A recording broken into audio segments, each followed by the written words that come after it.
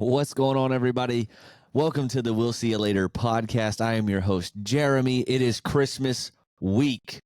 All right. It is the day after Christmas. I actually filmed this episode 2 days before Christmas, and the mic messed up. So we're doing take two. Got the new kicks on. Got the new Josh Allen Bills Cup. All the gifts are good. I hope you guys had a Merry Christmas. I hope you did. Hope it was fantastic. Hope you were safe, able to spend some time with family, friends, whatever you do. Got all the gifts, or you were able to give all the gifts, and everybody was super, super happy.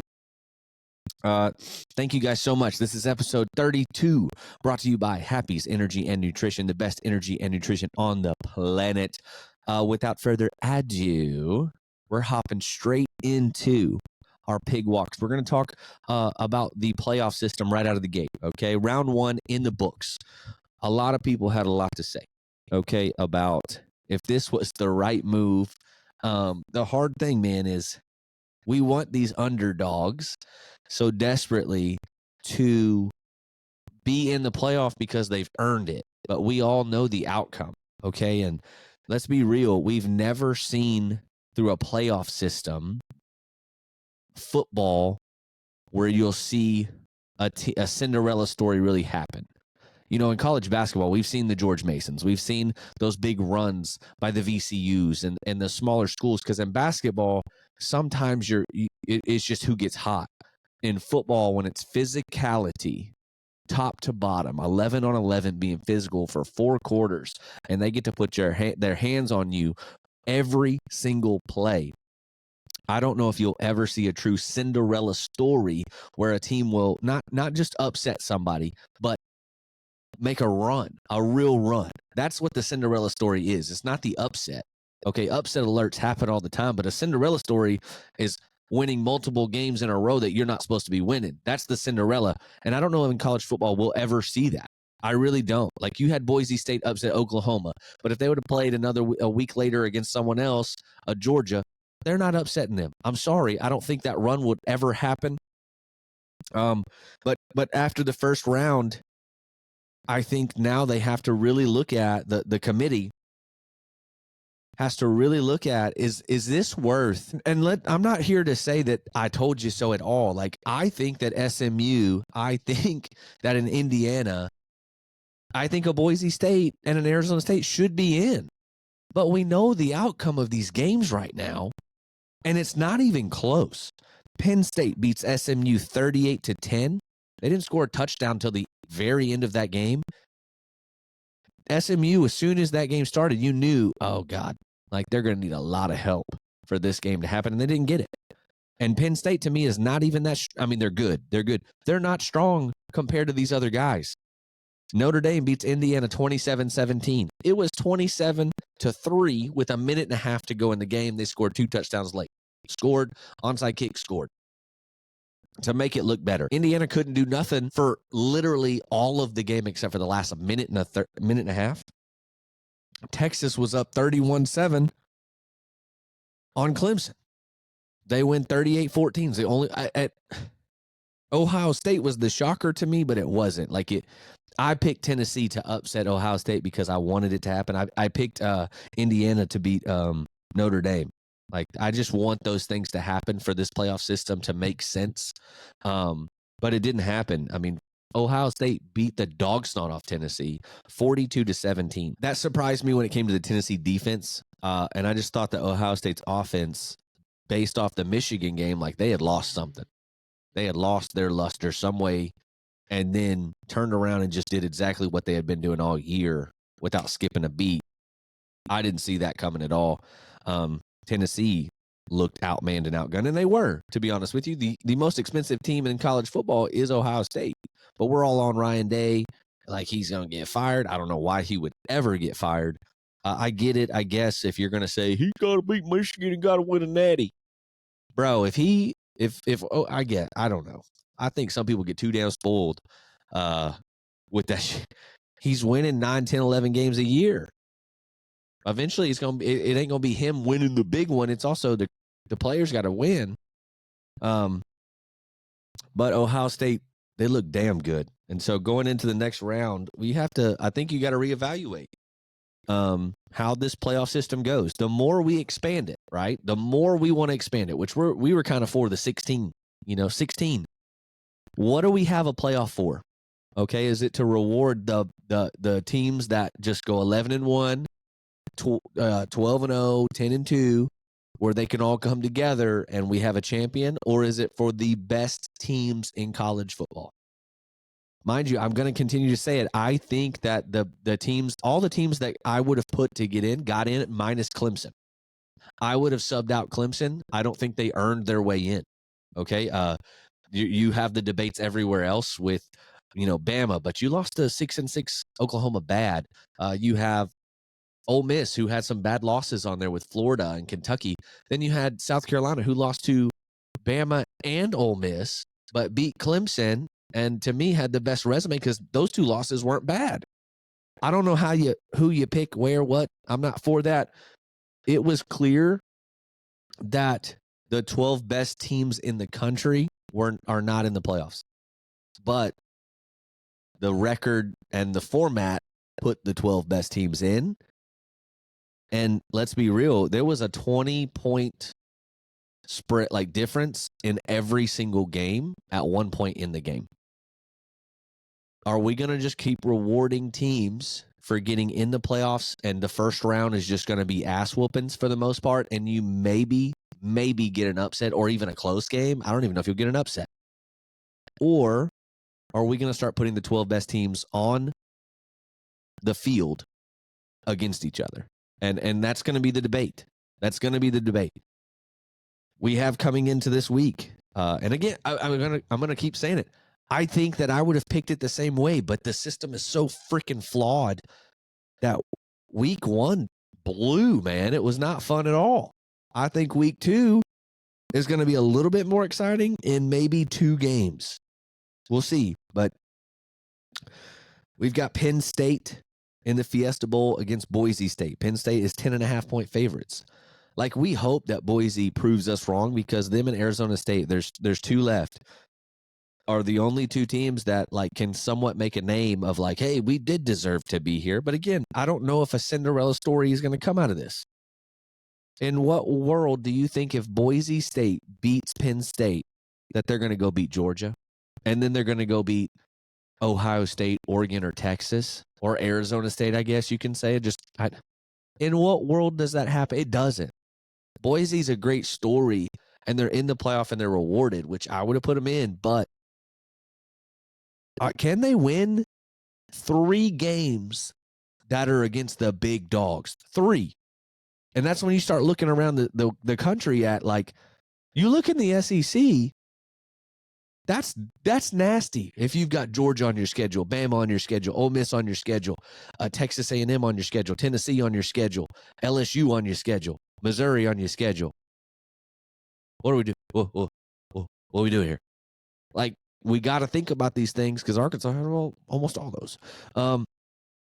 But my proposal, we're going to keep going. Penn State, Boise. I mean, you'd be crazy to think that. I hope that Boise wins. Don't get me wrong. I want this to work.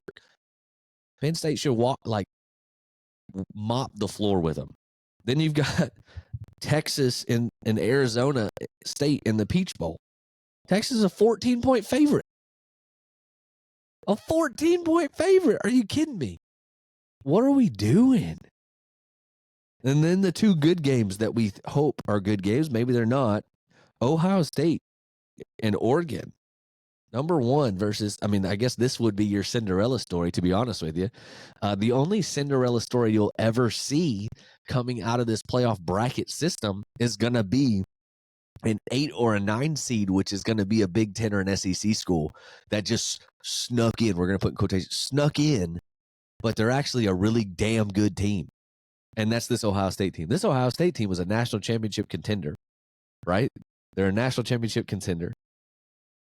They lose 2 games, and then they slip into a 9 seed, and they're going to be a Cinderella because if they beat Oregon, you're going to have a 9 seed Ohio State. They have no business being a 9 seed. You know that. They're a top 5 team, bro.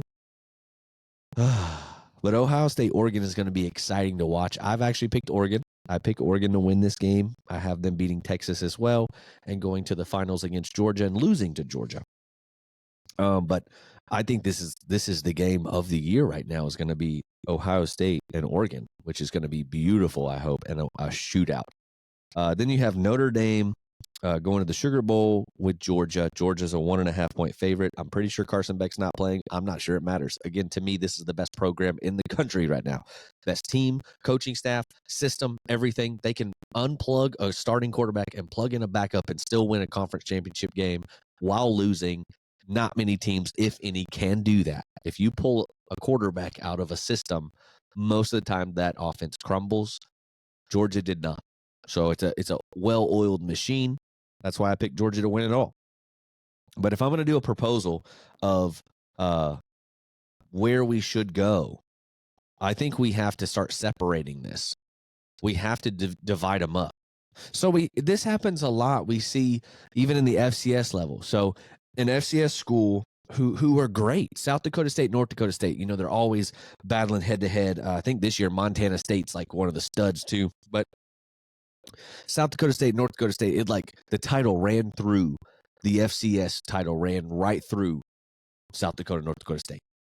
They went and played Oklahoma State week 1, right? South Dakota State went week 1, lost 44-20. 44-20.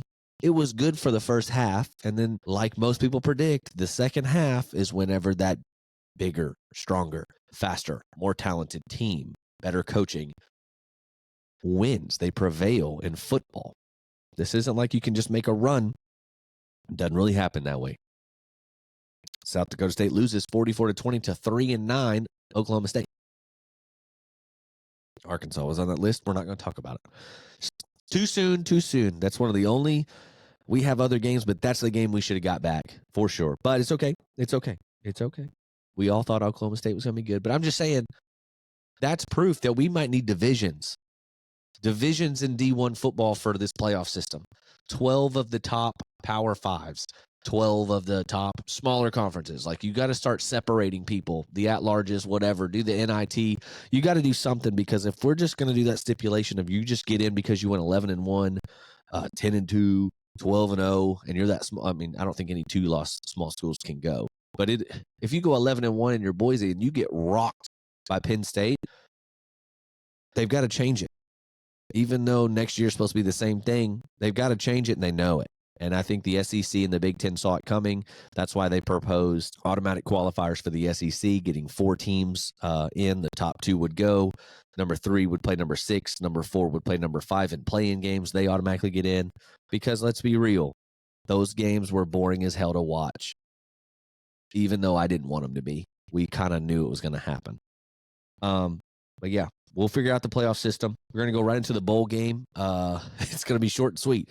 Bowl game is tomorrow. Braylon Russell is back. Braylon Russell's back. Taylor Green's going to be out there. Isaac Tesla's going to be out there. And then nobody else we know is going to be out there, to be honest with you. We're going to have a completely new team out there. I'm excited. Okay. Offense, defense. I'm excited because it's just a Razorback game.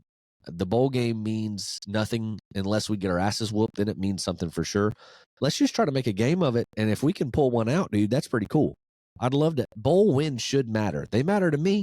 Every game matters, but a bowl game matters to me. Okay, we won that game. We didn't just make it, we won. You know how proud I was when we won the Outback Bowl? I mean, I get it. They're different. But Liberty Bowl, which is technically the Arkansas Bowl now, can we win it with nobody? If that is the case, then the guys we're plugging in, you got to feel kind of good about this. The Texas Tech right now is the number 1 team in transfers coming in. Arkansas is the number 1 team in transfers going out. It's a perfect storm to see if we can just hey, you know what? The ones who stayed, we might have something here a little bit. But we went 6-6. I don't know how anybody's upset about who's leaving other than Landon Jackson. The ones that matter are going pro. Let's be real. The ones that matter are going pro. Everybody else, don't really matter. Don't really matter. And they shouldn't. 6-6, and you're like, dang, they left us. The hell they do for us? They gave us a 500 record, which we all hate, and we want to fire our coach for it. Well, hell, half the players left. Maybe we need to fire them. Maybe that's what that was. We just fired them. All right. So we're going in. I'm picking Hogs to win the game just because I want the damn thing, but I ain't going to pick a score. All right. 28-17. We'll throw that out there for you. We'll say Hogs by 11. Somehow we're actually favored in this game too, which blows my mind. Transfer portal. All right, so Hogs have come in with. This all happened last week and on Christmas. I actually wrote down two of the guys that I thought were coming in. They ended up coming in, so it was great. So Kavion Broussard from Ole Miss was a freshman, 3-star, 6'6", 308, played tackle. Didn't get any playing time there. Coming here, a lot like the Oregon guy, right? Top dude, coming out of high school, did not get any playing time, which we all understand why. Comes into Arkansas. Hopefully those guys maybe split time. They rotate together, whatever it may be.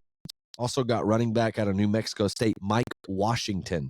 157 carries, 725 yards, 8 touchdowns. He's 6'2", 215. So we're going to have two bruisers back there with Mike Washington and Braylon Russell. Then we pulled in a defensive end, Justice Boone. He came, he's a 4-star from Florida, sorry. Didn't play a whole lot either. Still coming in. We're getting edge rushers. We've got a pretty decent wide receiver room coming in now because we just signed Omega Blake, who is Pine Bluff's own Arkansas native, 6'2", 180. Oh, no. I lied. So then we just signed Omega Blake, who went to South Carolina a couple years ago, transferred to Charlotte. He's 6'2", 180, 795 yards off 32 receptions and 9 touchdowns. He averaged 25 yards a catch. That's our deep threat. I'm not saying that he's just running goes every time. Like, he's running good routes, but he's not going to average 25 yards a catch, I don't think. But what a pickup. That's going to be our downhill guy. That's going to be our catalyst, I think, that we're going to have to build around. He'll be our number one, in my opinion. I don't know if he can pick up and take off like an Armstrong did, but he would be the guy I think that would be the go-to target for the most part. But then we turned around and signed Courtney Crutchfield, Pine Bluff's own redshirt freshman who went to Missouri last year, and everybody was up in arms about it. Did not play. Now, they had a pretty strong wide receiver room. Transfers home. He's home. I think him and Omega Blake are the 1-2s.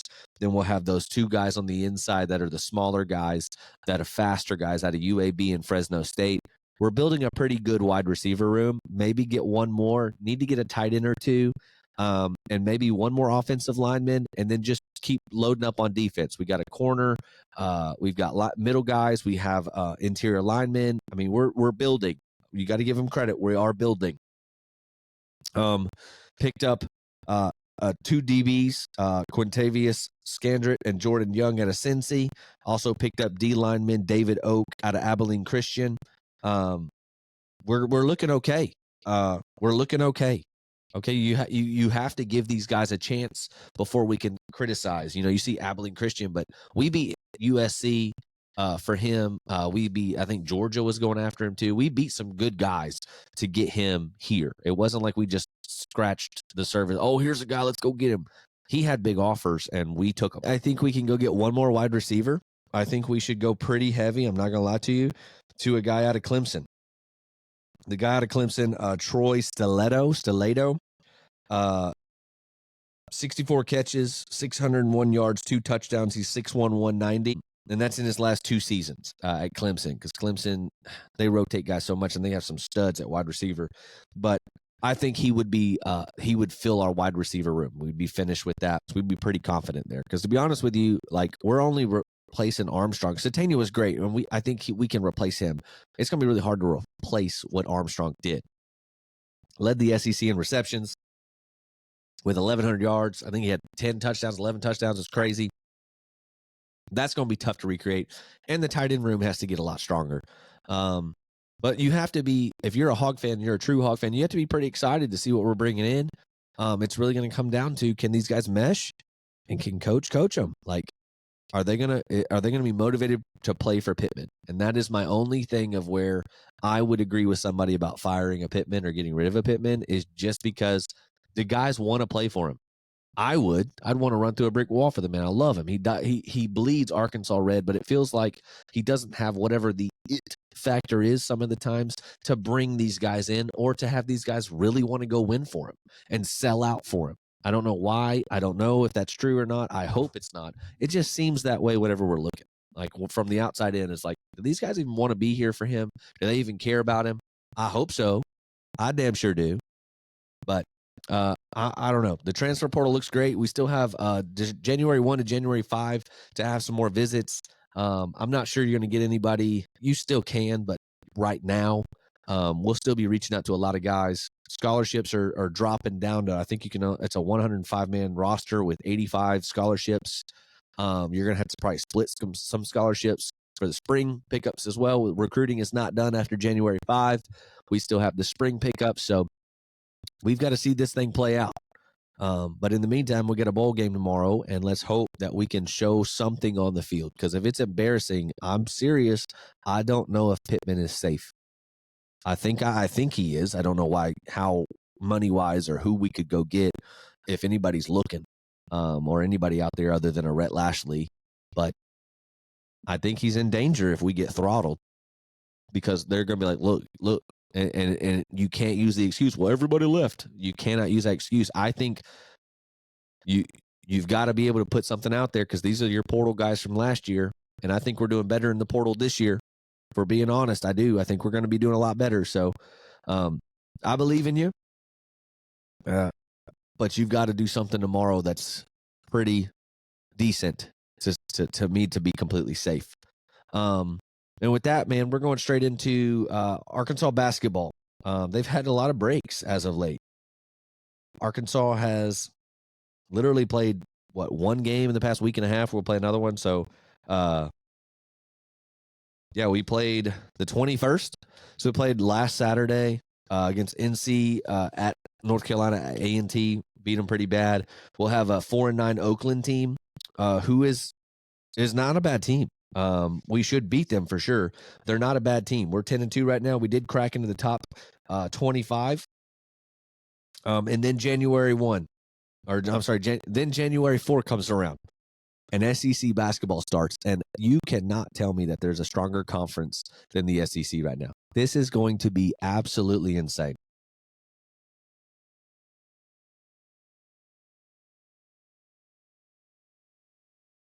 There are 18 games on your SEC conference schedule. If you win 8 or 9, you've got to be like pretty excited and happy. If you can win half of these games, guys, there's no game on our schedule. I'm looking at the schedule right now. There's no game on our schedule right now that you're like, unless somebody just falls off so bad, injuries, or they just don't mesh for some reason during conference play and they hit a skid. Dude, this is a gauntlet. We're right out of the gate. We played number 1 Tennessee. Look, I mean, let me show you the standings. Let me just read them as they go. And I get our non-conference games, like you play worse teams, you play whatever.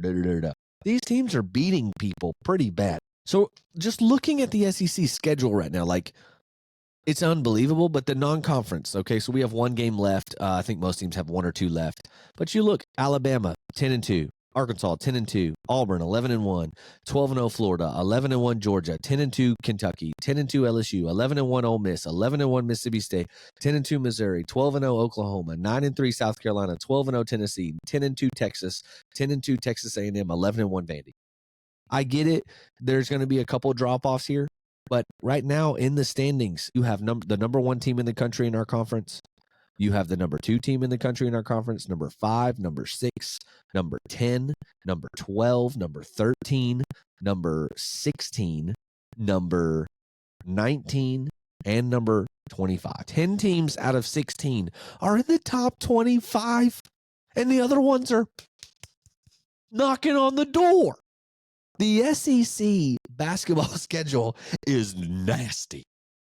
I love it. I'm excited for it. But good night of living. Just hope we survive it. Look at our first game is at Tennessee, who's number 1 in the country. Oh, don't blink then, because 3 days later, we're playing number 16 Ole Miss at our place. Don't blink then that weekend, 4 days later, we got number 6 Florida coming. Like Then, 3 days later, 10-2 LSU, we're on the road. 10-2 Missouri, on the road. 11-1 Georgia coming to us. Number 12 Oklahoma coming to us. Going to number 10 Kentucky, going to Texas, who's 10-2. Number 5 Bama comes to us. Then we got LSU with A&M, Auburn, Missouri, Texas again, South Carolina, Vandy, Mississippi State. This is wow. If we can get to double-digit wins in the SEC, I think you automatically should get into the tournament. I mean, sheesh kebab. I hope we have it figured out. I'm believing in Coach Cal. I'm believing in Boogie being the leader. Wagner, I love our team, and we're just getting better, especially with Adu coming in and doing his thing. Thero is coming back from the flu. We still haven't even been Jean-Al Davis didn't even get to play. Still messing with the wrist. So we're still not at 100%, and we're getting better. Every week we look a little bit better. I don't care who we're playing. Looking better is better. I don't care who we're playing. Looking better is a good thing, okay? So super excited. Got Oakland, and then starting right out of the gate, 2025, the season, the conference schedule season starts, and good night of living. Hold on tight, and every game have your popcorn ready because it could be a shootout. Let's hope that we win a couple of those, a lot of those. Let's be honest, we need a lot. Let's hope we can win a lot of those, and just kind of run the table with the SEC. Let's see if we can be one of those teams who can run the table. No one's really thinking we can. Especially with how deep the SEC is. There's nobody you look at and be like, we got them. There's nobody you can do that right now. Wild.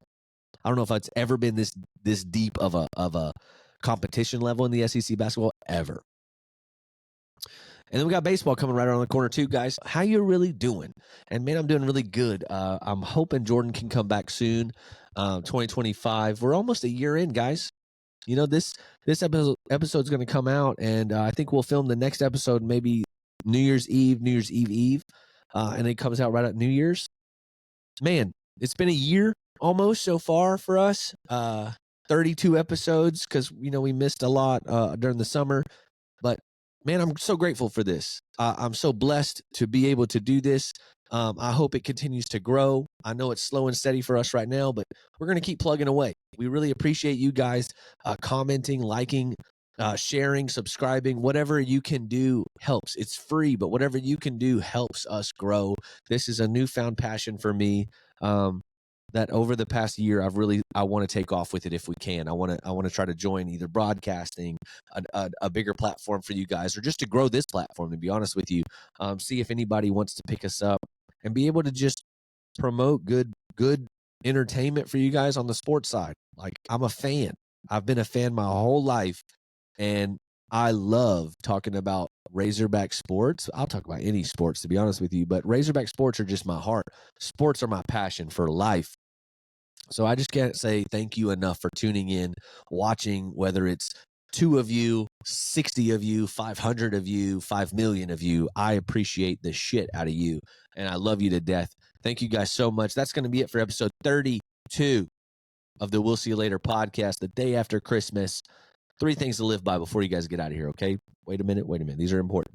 Never piss into the wind. Number 2, hogs by 90. And number 3, possibly the most important, never, ever, ever trust a fart. And until next time, guys, we'll see you later. Me, Grinch, and Max are out.